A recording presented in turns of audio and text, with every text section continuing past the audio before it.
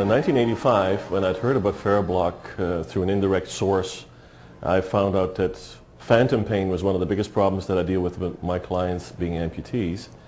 And there was really nothing on the market that was augmenting me fitting prostheses. So when Mr. Kempe sent me a sample, I worked in Ottawa at the time, I was quite interested in it, and we tried it on a number of clients, and they were raving about the results of the experience that they had, and said, why can't we get this? And why is this not available on the market? And that was in the very early days of Farabloc. Well, phantom limb pain is something that most amputees experience who've had a limb removed through whatever reason, whether it's traumatic or electively through surgery. It's just a feeling that the limb is still there, but it's an uncomfortable, painful feeling. There's also phantom sensation, which actually helps the amputee to manipulate a prosthesis, whether it's an arm or a leg prosthesis, much better. But we get phantom pain, which is really something that wakes you up, but during the day it creates very sharp shooting pains. That becomes a very negative effect in performing properly with the prosthesis. So as prosthetists, we know that amputees have this. We really know that there's lots of medications and treatments that people have tried over the years that are somewhat successful.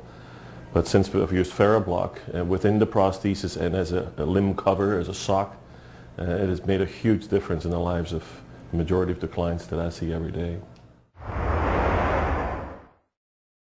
Well, I guess I have to give you an anecdotal story, and I've mentioned this to Mr. Kempe, and he's met this young woman. She was also a Paralympic athlete, and I'd had her as a client for several years, and she wasn't the most pleasant person in the world, and I really didn't know the reason why. I thought she was just a focused athlete who was just wanting to push herself to get better and faster all the time. And one day she came in and she complained a lot about different types of pain, and I said out of frustration, you've seen these Farabloc sleeves, why don't you want to wear one? And she said, okay, well, I guess I have no choice, I'll try it. And I was fitting her with a new prosthesis about a month prior to a huge international meet.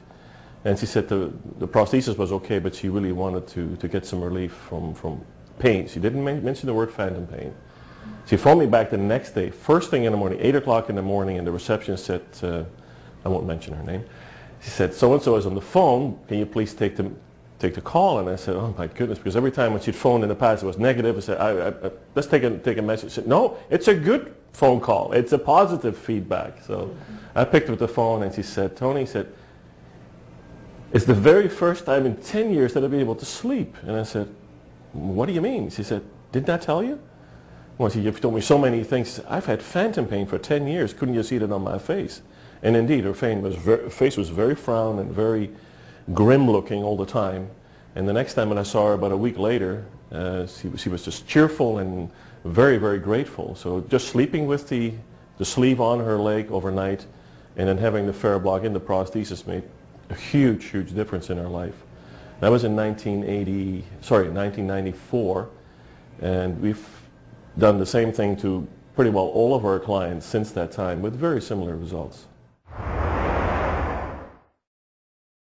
I had a client who lost both legs and both arms, and he had phantom pain that he'd complained about for quite a number of years to me. I said, okay, let's try something on you. He'd worn the socks already that he was wearing at night, but he wanted to get something that was more comfortable. Having prosthetic arms, putting the socks on was even inconvenient for him. So we experimentally tried to incorporate this in his prosthesis. Here's an example of one. So this is the portion that the amputated leg fits in. And so the Farabloc is actually embedded in the resin, or the resin is embedded itself into the Farabloc. And inadvertently, it wasn't intentionally, we forgot to do the left leg, and we'd have it in the right leg. He came back 2 weeks later and says, oh, my right leg feels absolutely marvelous. You know, can you tell me why that is? And we held the prosthesis up to the light, and you can see the little strands and the laminate. We held the other one up to the light, there was nothing in there. He still did not know what he had.